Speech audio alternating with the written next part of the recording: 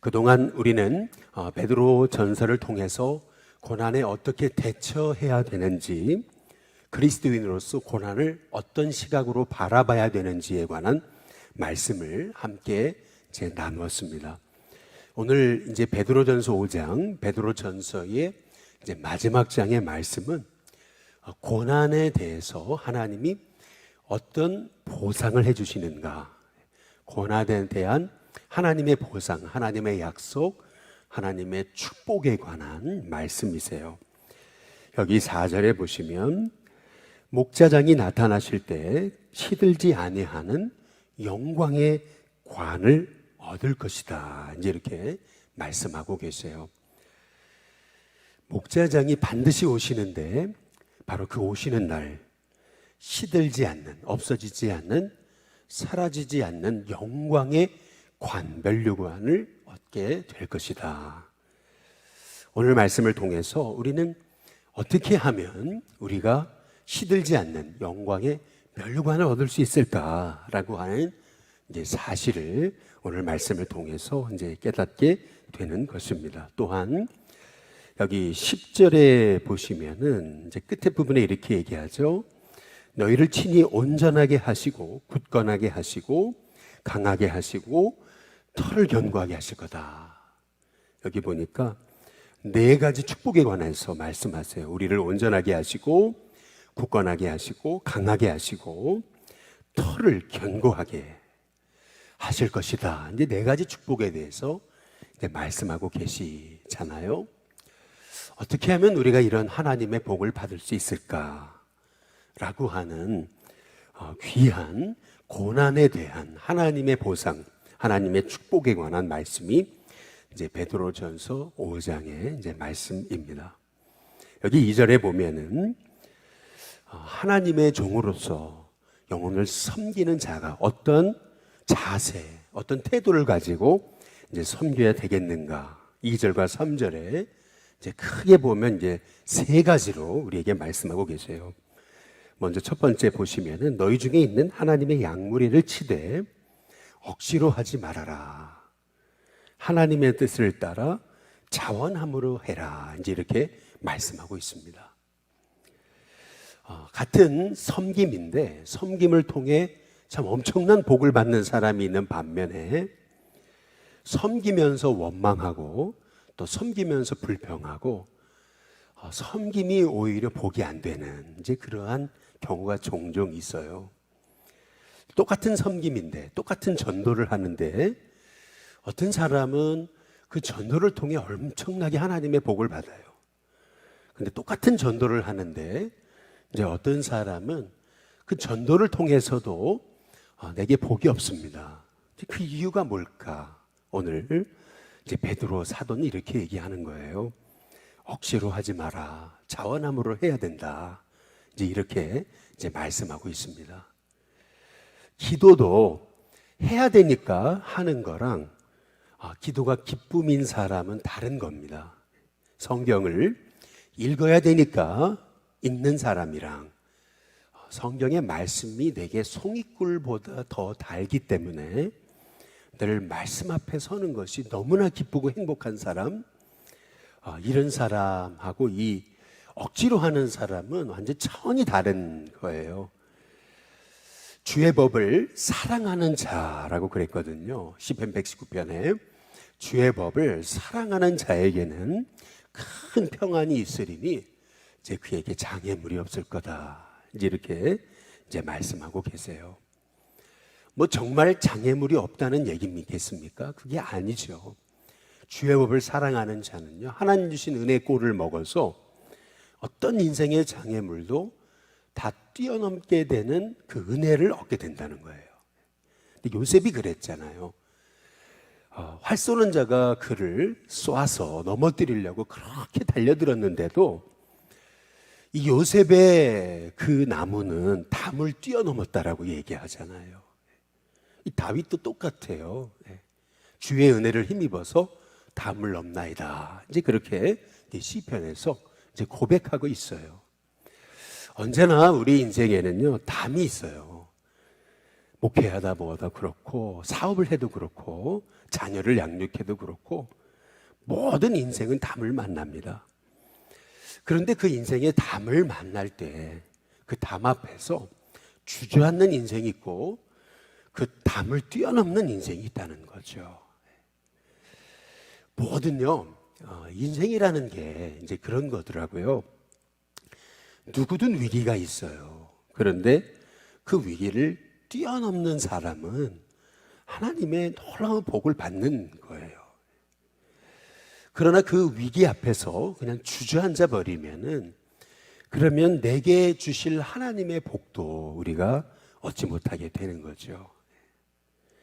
그래서 어떤 일이든 간에 억지로 마지못해서 그냥 시키니까 기쁨 없이 그냥 하라니까 그냥 하는 이런 인생하고 정말 자원해서 기쁨으로 즐거워서 주님의 제단을 섬기는 것이 너무 좋아가지고 나 같은 자를 어떻게 주님이 쓰시는가 이런 마음을 가지고 늘 기쁨으로 섬기는 사람, 그런 사람은요 섬기고 복을 받아요. 그에게는 섬김이 축복이에요. 저는 우리 일생교회 성도님들이 우리에게 맡겨진 일, 그것이 억지로 하는 것이 아니고 자원함으로 할 수 있는 하나님의 종들이 되시길 주님의 이름으로 축복합니다. 근데 여기 보면은 자원함으로 하되 여기 하나님의 뜻을 따라 해야 된다. 이제 이렇게 이제 말씀하고 계시잖아요. 그러니까 내가 좋은 일이고 내가 이렇게 하는 게 즐거워서 하지만 그러나 항상 하나님의 그 사역에는 하나님의 뜻을 따라 하는 거, 이것이 굉장히 소중하다라고 하는 거예요. 그래서 성령의 9가지 열매도 사랑으로 시작하죠. 그런데 뭘로 끝나냐면 절제로 끝나요. 항상 사랑에는 절제가 있어야 된다는 거죠. 똑같아요. 주님의 일을 섬기는데 항상 우리가 기쁨으로 섬겨야 돼요. 그런데 그 기쁨으로 섬기는 것이 항상 하나님의 뜻을 쫓아 해야 된다. 이제 이것이 이제 베드로 사도의 우리가 시들지 아니하는 영광의 관을 얻게 되는 비결이다라고 이렇게 이제 말씀하고 있는 겁니다. 두 번째는 더러운 이득을 위해서 하지 말고 기꺼이 하라라고 이렇게 이제 말씀하고 이제 계세요. 더러운 이득. 우리가 어떤 일을 이제 하게 되면은 내게 이득이 안 되는 거, 이제 그거는 이제 안 하려고 그러잖아요. 머리로 계산해 보고서 이거는 내게 이득이 안 되는데 그러면은 우리가 주님의 일이라도 안 하려고 드는 이제 경우가 종종 이제 있다라는 거죠. 그런데 사도 베드로는 그렇게 얘기해요. 더러운 이득, 다시 말해 손익계산 따져보지 말고 기꺼이 하나님이 부르신 일이라면 그것이 이득이 되든 안 되든 하나님을 섬기는 마음으로 자원해서 해라. 이제 이렇게 말씀하고 있는 겁니다. 그래서 목회를 하다 보니까 그렇더라고요. 머리 좋은 사람보다 오히려 머리는 좀 나빠도 하나님의 일을요 오직하게 하는 사람, 이제 그런 사람이 하나님의 복을 받는 거더라고요. 항상 우리는 주님의 일을 섬기는 데 있어서 내가 자꾸 머리로 계산하게 되고 머리 쓰고 머리로 판단하는 일, 여러분 이것을 우리가 가급적 우리가 좀 내려놓을 필요가 있습니다. 그렇다고 어떤 일이든 생각 없이 하라는 얘기는 아니에요. 생각 없이 생각의 게으름으로 이제 하라는 얘기는 아닙니다. 그 스캇 팩의 말처럼 아담과 하와가 왜 범죄했냐 했을 때 그 생각의 게으름이라 그러잖아요. 한 번만 더 하나님의 말씀을 좀 더 깊이 생각해 봤다면은 그러면 선악과 따 먹지 않았을 텐데 생각을 안 했다라는 거죠. 하나님의 말씀을 기억하지 않았다라는 거죠. 근데 제가 드리고 이 성경에서 드리는 말씀은 뭐냐면 오늘 말씀에서 생각 없이 일하라 이제 그 얘기는 아니에요. 우리가 자꾸 손익계산 따져보고 내게 이득이 오는가 살펴보고 그리고 자꾸 머리로 굴리면서 그렇게 주님의 일 하지 말라는 거예요. 이것이 내게 손해가 돼도, 이것이 내게 이득이 안 돼도 기꺼이 주님 부르신 일이니까 내가 최선을 다해서 섬기는 거죠. 이제 그러다 보면은요, 그 하나님이 다 아신다는 거예요. 하나님 다 보고 계시다는 거죠. 반드시 하나님은요, 우리에게 그렇게 정말 주님을 섬기듯이 섬긴 자에게 시들지 아니하는 영광의 면류관을 주신다. 이제 우리에게 말씀하고 계세요. 그리고 세 번째로, 마지막으로 이렇게 말씀합니다. 맡은 자들에게 주장하는 자세를 하지 마라. 이렇게 말씀합니다. 대신 양무리의 본이 돼야 된다. 이제 이렇게 말씀하고 계십니다. 주장하는 자세. 이제 이것이 실은 어떤 일을 이제 맡아서 일을 주관하는 사람에게 이제 빠지기 쉬운 우리의 때로는 연약함과 부족함이죠. 일을 잘 되게 하려다 보니까 우리도 모르는 사이에 때로는 이렇게 강압하고 또 때로는 우리에게 이렇게 자꾸 뭔가 너무 이렇게 다그치고 하는 경우가 종종 있다라는 거죠. 어찌 보면 우리의 마음이 좀 조급해서 그런 것 같아요. 빨리 부응하고 싶고 빨리 변화되고 싶고 또 빨리 새로워지고 싶고 이제 어떤 그런 것 때문에 이제 그런 마음이 아닐까. 또 왜 주장하는 자세를 하게 될까? 그 이유는 어찌 보면 우리의 마음에 슬금슬금 찾아드는 교만함 때문이 아닐까라고 하는 이제 생각이 드는 겁니다. 그래서 우리가 양무리를 치는 주님의 목자로, 작은 목자로 하나님의 부르심을 받았다면 먼저는 억지로 하지 마라. 자원함으로, 기쁨으로 해라. 대신 하나님의 뜻을 쫓아 해라. 그리고 자꾸 손익계산 따져보지 마라. 하나님이 맡기신 일 기꺼이, 하나님이 맡기신 일 내게 이득이 안 돼도 주님이 맡기신 일 주님이 아신다라는 믿음을 갖고 내 맡겨진 작은 일에 최선을 다해라. 그리고 주장하는 자세, 그런 권위주의적인 태도 버리고 겸손하게 양무리를 섬겨라. 섬김의 본이 되라. 4절에 보면 그리하면이라고 말씀하십니다. 그리하면 목자장이 나타나실 때 시들지 아니하는 영광의 관을 얻는다. 이제 이것이 오늘 말씀해 보니까 5장 1절에 이게 장로들에게 권하는 하나님의 음성이라는 것을 이제 알 수가 있습니다. 여기서 장로라고 하는 말은 교회의 영적 지도자를 말하는 거죠. 근데 오늘 여기 5절에 보면 장로들이라고 5장 1절에서 말했다가 젊은 자들아 라고 이렇게 이제 말씀을 받는 대상이 달라져요. 우리가 여기서 장로들 그리고 젊은 자들 이렇게 말씀할 때 그러면 젊은 자들은 누굴까? 우리가 말하는 뭐 10대, 20대, 뭐 30대를 얘기하는 걸까?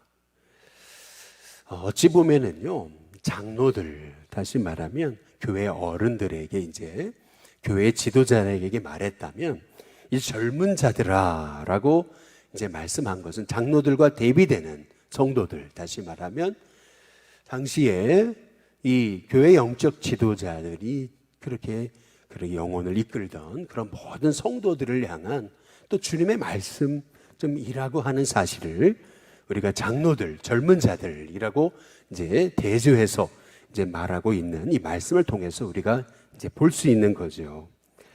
그렇다면 말씀을 받는 그 회중들 또 따르는 자들 그들의 그 말씀을 받는 태도는 어떻게 돼야 되는가? 오늘 5절에 보니까 젊은 자들아 이와 같이 장로들에게 순종해라. 먼저 첫 번째 그들의 마음의 태도 그것은 순종이라고 말하고 있어요. 그리고 두 번째 겸손으로 허리를 동여라. 이제 이렇게 이제 말씀하고 계세요. 그냥 겸손해라라고 말해도 될 것을 왜 겸손으로 허리를 동이라라고 말씀했을까요? 이제 그 이유가 있죠. 이 교만이라고 하는 것은 수시로 우리의 마음에 얼굴을 트는 것 같아요. 우리의 마음이 깨어있지 못하면 늘 예수님 생각하고 우리가 겸손하기 위해 엎드리지 않으면 나도 모르는 사이에 우리의 심령이 자꾸 교만해지기 쉬운 참 연약함을 우리가 가지고 있기 때문에 베드로는 겸손으로 허리를 동여라 이제 이렇게 이제 말씀하고 이제 계십니다. 이제 그 이유가 있죠. 오늘 말씀해 보니까 하나님은 교만한 자는 어떻게 하세요? 대적하세요. 하나님이 가장 미워하시는 거 이제 그것이 교만이라고 하는 사실을 이제 알 수가 있는 거죠. 그러나 겸손한 자에게는 하나님이 은혜를 주신다 그러잖아요. 그래서 오늘 하나님의 말씀을 받는 우리들에게 절대적으로 필요한 거 그것은 순종과 겸손이다. 이제 이렇게 이제 말씀하고 계십니다. 왜 우리가 겸손해야 되겠는가? 이제 그것은 6절에 보니까 때가 되면 너희를 높이실 것이기 때문에 때가 되면 말이죠. 근데 참 6절에 보면 우리에게 너무나 중요한 말씀을 주고 계시죠. 그게 뭐냐면 하나님의 능하신 손 아래서라고 이렇게 이제 말씀하고 계세요. 하나님의 능하신 손 안에서 겸손해라. 항상 우리에게 하나님의 은혜가 있어야 우리가 정말 겸손한 하나님의 이제 종이 되어질 수 있다라고 하는 사실을 이제 오늘 말씀을 통해서 이제 볼 수가 있는 거죠. 또 하나님의 능하신 손 아래서 그 은혜 아래서 이제 겸손할 때 우리는 우리 인생에 때로는 여러 가지 어려움도 또 여러 가지 참 마음에 이렇게 울분이 일어나고 또 참 참을 수 없는 그런 여러 가지 분노조차도 우리는 다 그것이 분노로 되어지는 것이 아니라 오히려 은혜로 바뀌어지는 그런 역사가 이제 있게 될 것이기 때문에 그 나의 오기와 끈기로 겸손한 것이 아니고 하나님의 능하신 손 아래에서 우리가 겸손한 하나님의 종들이 이제 돼야 될 줄로 믿습니다. 오늘 여기 7절에 보면 염려를 다 주께 맡기라고 이제 말씀하고 계세요. 우리의 사역, 우리의 인생, 우리의 삶 가운데 아주 수시로 염려가 몰려오잖아요. 염려를 참 우리가 좀 가장 내 인생에 나를 위로해 줄 것 같이 염려가 제일 좋은 친구인 양 맨날 염려를 끌어안고 이렇게 살게 되는 경우가 종종 있어요.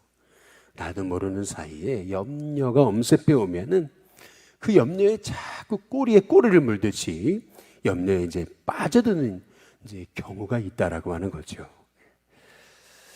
우리가 이 땅을 살아가면서 우리에게 찾아드는 염려, 그 염려를 어떻게 해야 되는가? 오늘 말씀해 보니까 염려를 다 주께 맡기라라고 이렇게 이제 말씀하고 계세요.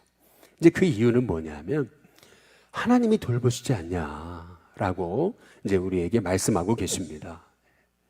우리의 머리털까지도 다 세시는 하나님, 참새 하나도 하나님의 허락 없이는 떨어지지 않게 하시는 하나님, 저 들풀도 입히시고 하늘에 나는 새도 먹이시는 하나님, 하물며 너희일까 보냐 말씀하시는 그 하나님께 너희의 염려를 다 맡기라 우리에게 분명히 말씀하고 계세요.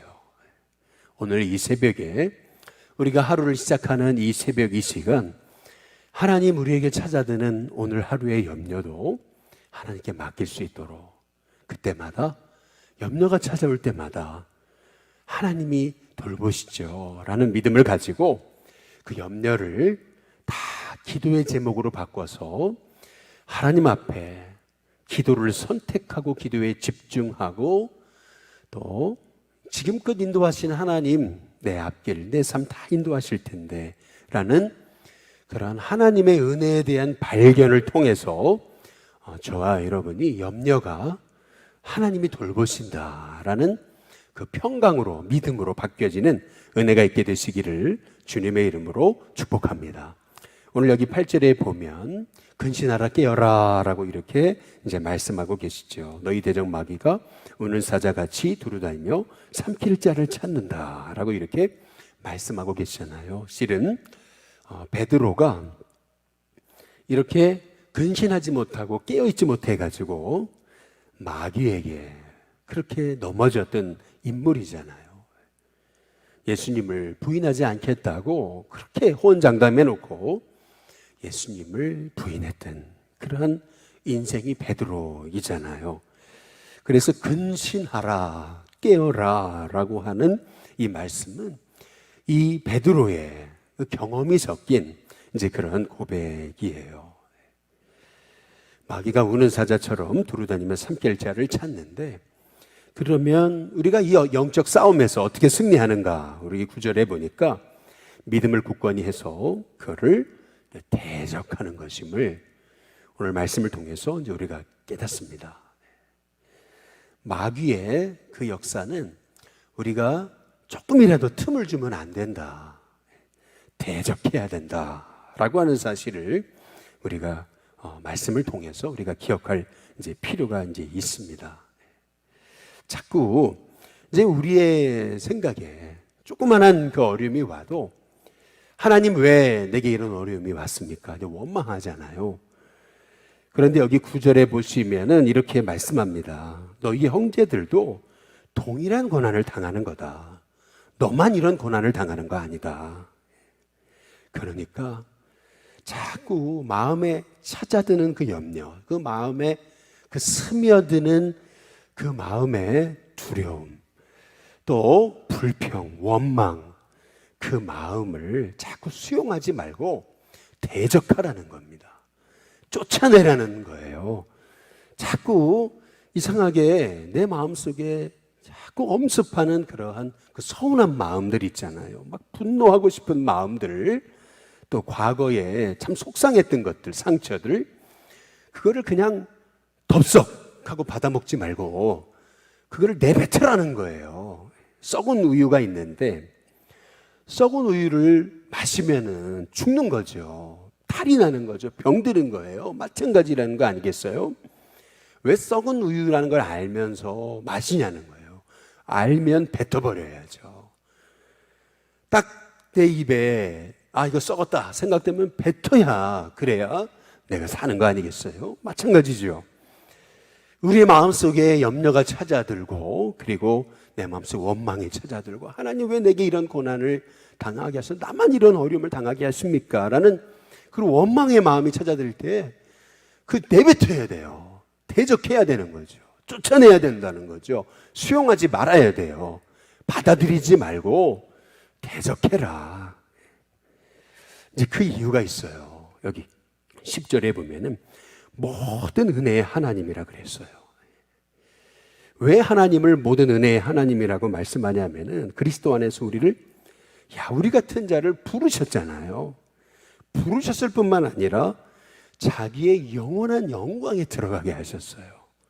여기서 중요한 것은 뭐냐면 자기의 영원한 영광에 나같이 죄 많은 자를 들어가게 하셨다라는 거죠. 하나님의 영광이 내 영광이 되게 하셨다는 거잖아요. 이런 얼마나 엄청난 축복이 어디 있어요. 그 하나님의 약속과 하나님의 복을 생각한다면은요, 한번 잘 생각해 보시면은 여기 10절에 너무나 중요한 하나님의 음성, 대조가 되는 말씀이 있어요. 영원한 영광과 잠깐의 고난이에요.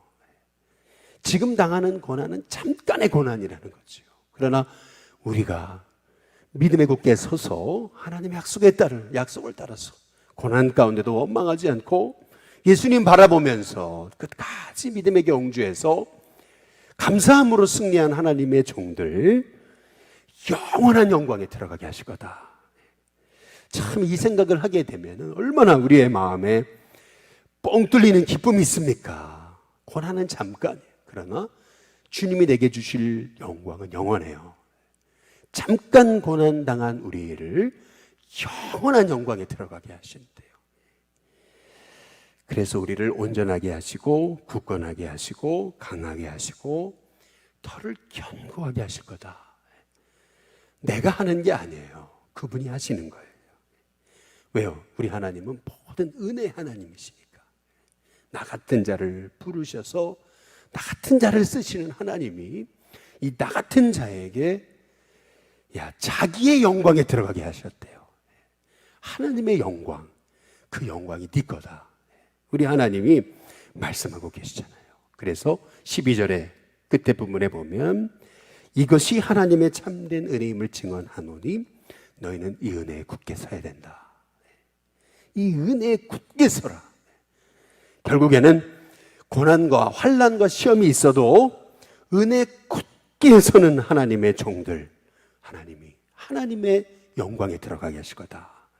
이 믿음을 가지고 오늘 이 새벽에 내게 염려가 찾아들고 내게 이상한 마음이 찾아들고 내게 더러운 마음이 찾아들고 서운한 마음, 막 분노가 일고 또 낙심이 일고 원망이 일 때마다 그거 수용하지 마시고 대적하세요. 내뱉어 버리세요. 하나님께 맡기세요. 그때 하나님께서 저와 여러분에게 모든 지각에 뛰어난 하나님의 평강을 주셔서 이 땅에서 그 평강 가지고 승리할 뿐만 아니라 자기의 영광, 이 영원한 영광, 하나님의 영광에 들어가게 하시는 축복의 은혜를 주실 줄로 믿습니다. 우리 함께 찬송가 365